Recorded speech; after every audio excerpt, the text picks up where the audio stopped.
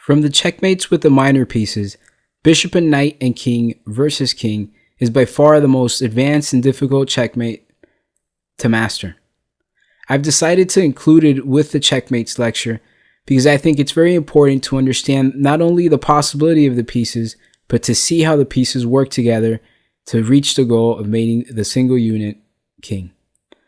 So here in this position, one of the things that you should keep in mind is that to be able to checkmate, you could only checkmate the king in the corners that are of the color of your bishop. So in this board, or in this game, the only corners where white will be able to win is if he checkmates the opponent's king on the along the H diagonal.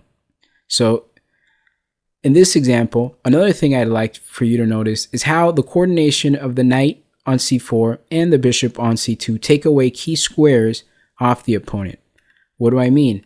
Notice how the bishop works on the light squares and the knight works on the dark squares.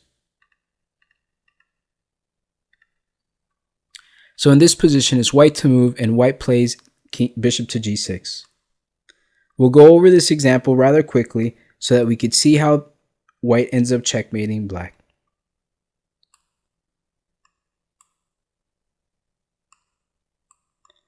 All white is doing is simply improving the position of his pieces and slowly taking away squares from the opponent's king.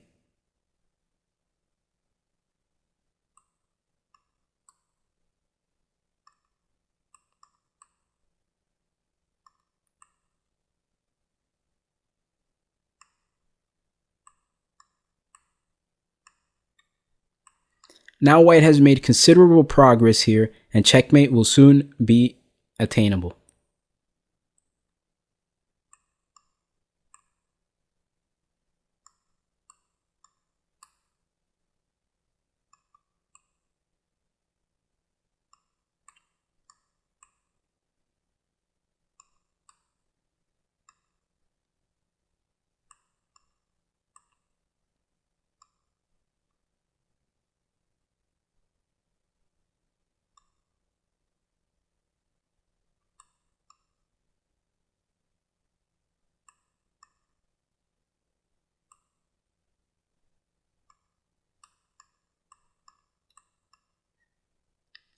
Now white uses the knight to check the king and slowly push the king to the corner of the board.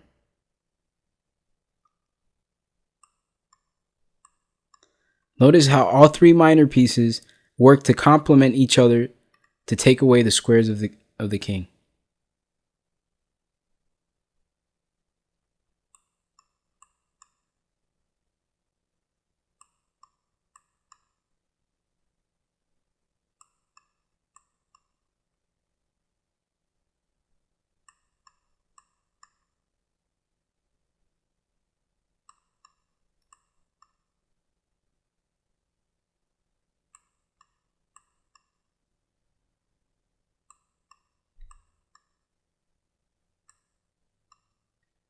And finally, white is able to deliver checkmate.